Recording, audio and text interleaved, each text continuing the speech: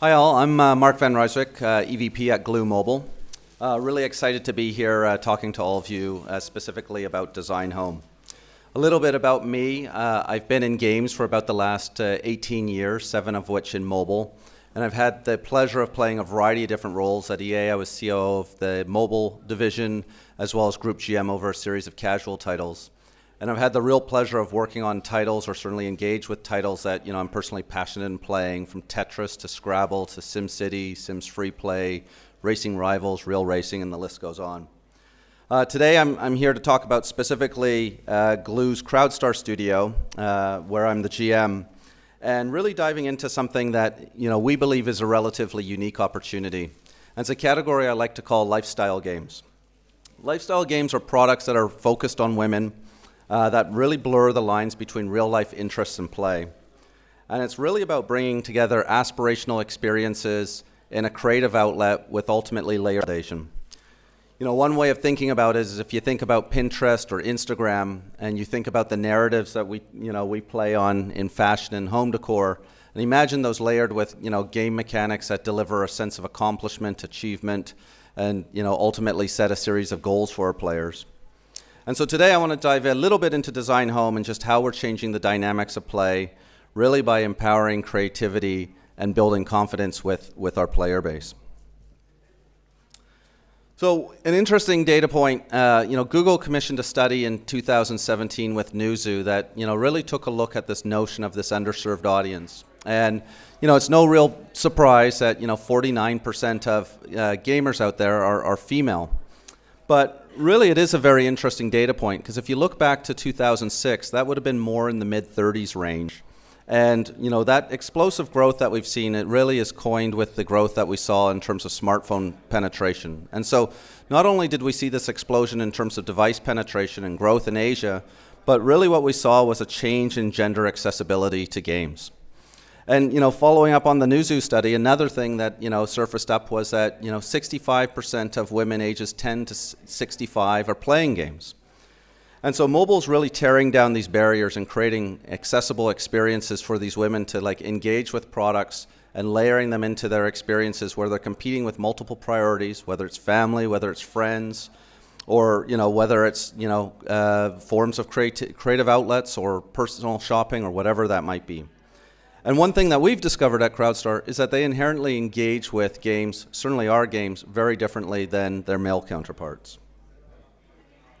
But really the point that I really appreciated in the Newzoo research was that when these women were asked how they felt about mobile games out there, 60% of them felt that the mobile games that were out there, less than 30% were really designed for them. And that really, certainly strikes us, and that's really where, we come into play and where we focus our attentions. And, generally it's not a surprise, when we think about who we're developing for, we tend to think around classic motivational archetypes. And so, here's, kind of an overview from, Quantic Foundry around, 6 classic archetypes. And then as developers, we interpret those. And so when you think about action, you often think about something fast-paced, but typically layered in destruction. When you think of social, you think about building guilds and communities and creating really rich environments, but often layered in competition.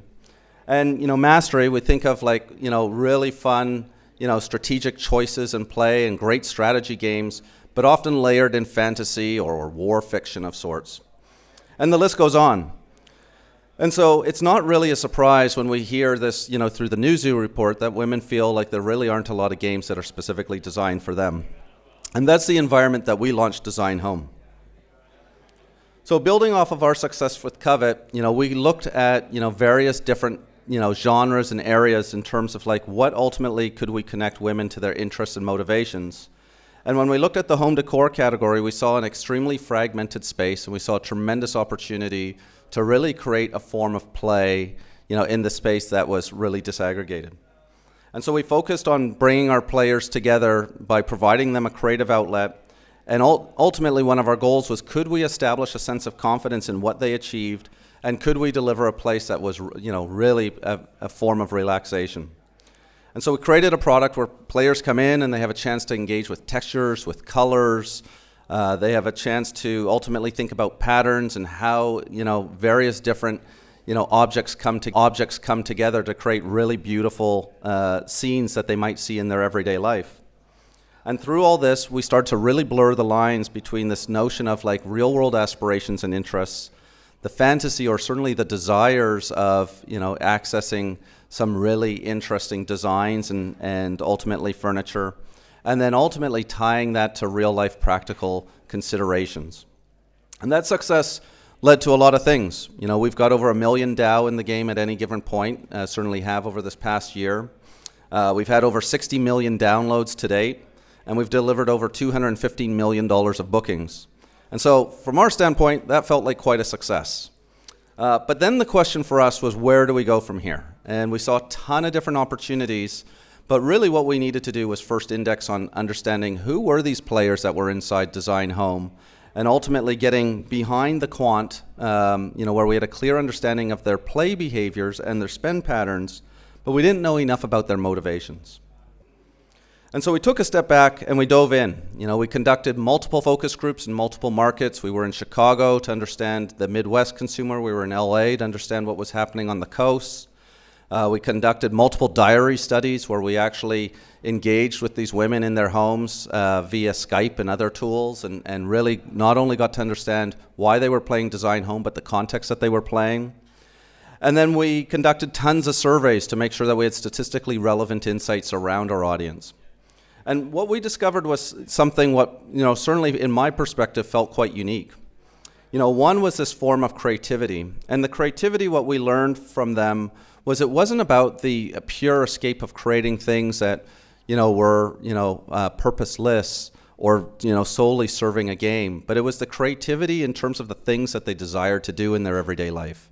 We often heard the story of, women that were in tough situations that couldn't afford to spend the money on home decor that they so desired. We heard the situations which was, almost a little humorous, where they wanted to redecorate their house, but they couldn't convince their, significant other to move furniture around. And so this was their outlet. And then certainly there was an element of just aspiration. These were brands that they might see in a store or they might see on a website, but they didn't feel like they really had accessibility or an opportunity to connect with them. And we delivered something that allowed them to be creative with these things.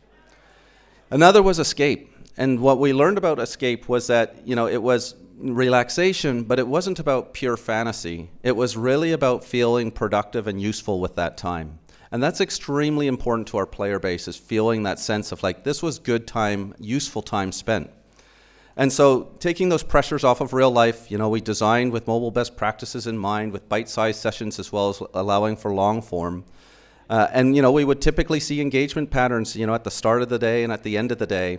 And it was that form of escape from reality, but still grounded in reality and things that they aspired and certainly desired to have.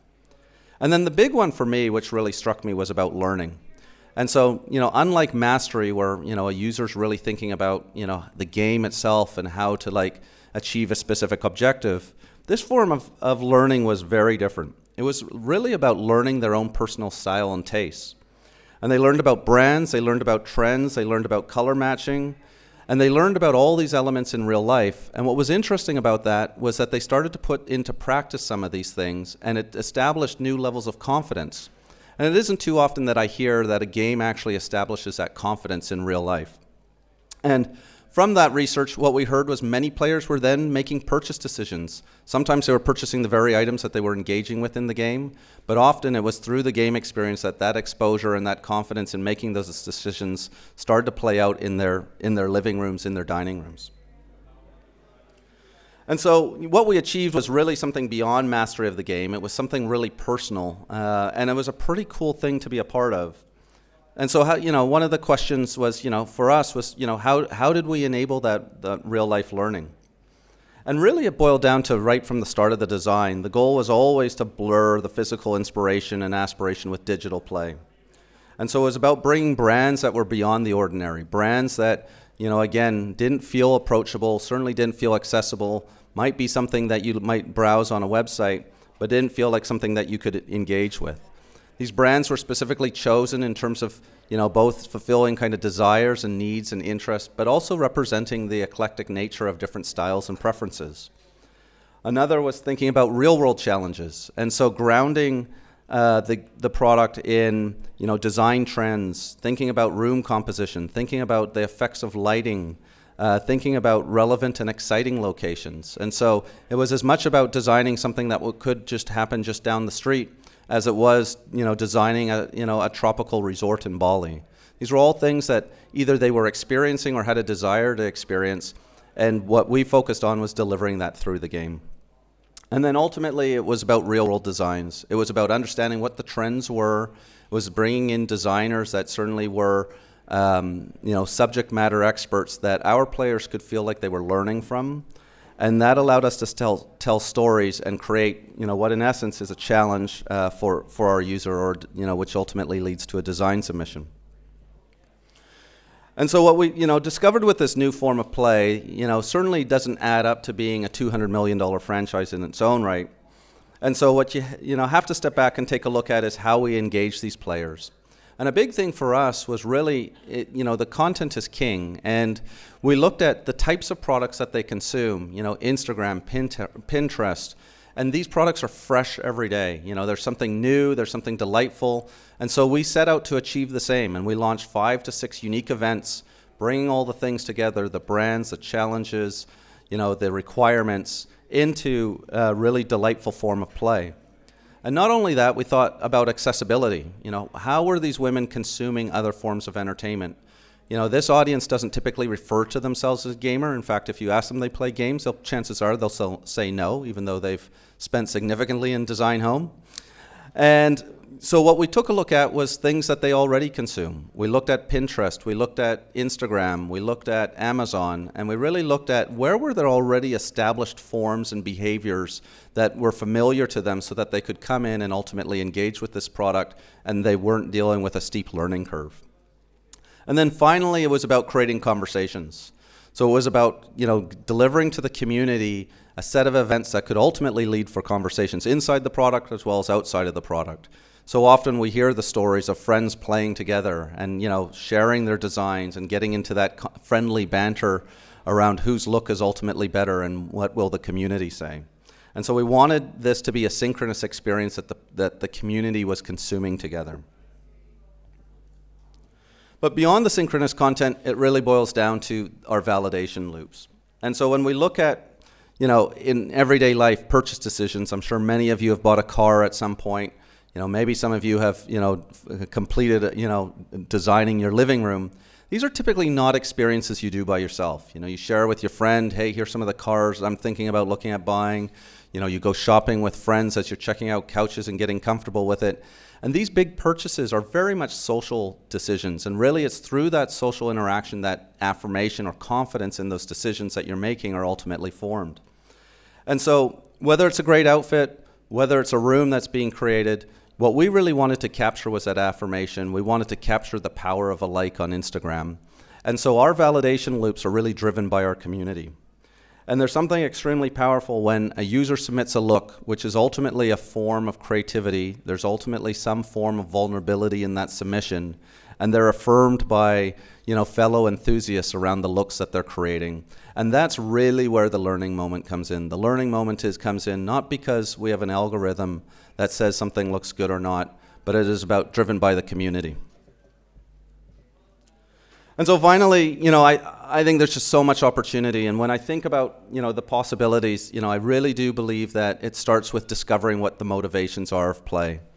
We've found some very unique ones with Design Home, and frankly, it was a market that was grossly underserved at that particular point. There were no home decor experiences out there, and as we all know, there's been several over the past few years, often layered in match 3 mechanics, that have since launched.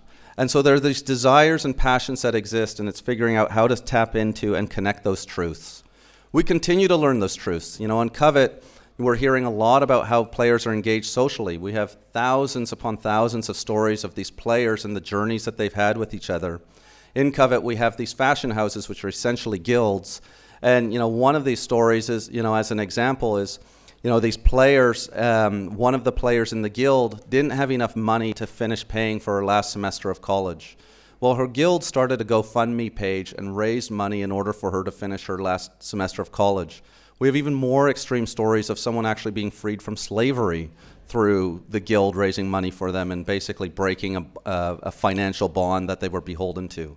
And so these are tremendous stories. And if you look at what's happening inside our game in terms of what we deliver as mechanics, you wouldn't believe that these kind of experiences exist. You know, we've got a lot to do in terms of like, you know, the chat and the depth that we can ultimately offer. But what it taps in for me is that there's another set of motivations that we're just on the verge of discovering. And so I think there's meaningful connections are going to be the next layer of opportunities for us in both our products at CrowdStar. And ultimately, when I look at the space, when I look at mobile today, you know, Apple reforecasted their guidance recently over holiday break. And really, we're kind of hitting that point of device saturation. But what we haven't hit is really the depth of experiences that players can consume. And I think this is a really unique opportunity in mobile because I think there's a lot more to come as our players are ready to digest more. And so for me, I'm excited about what we're doing, and I'm excited about what other developers are doing in terms of unlocking the possibilities of play. So that's it for me.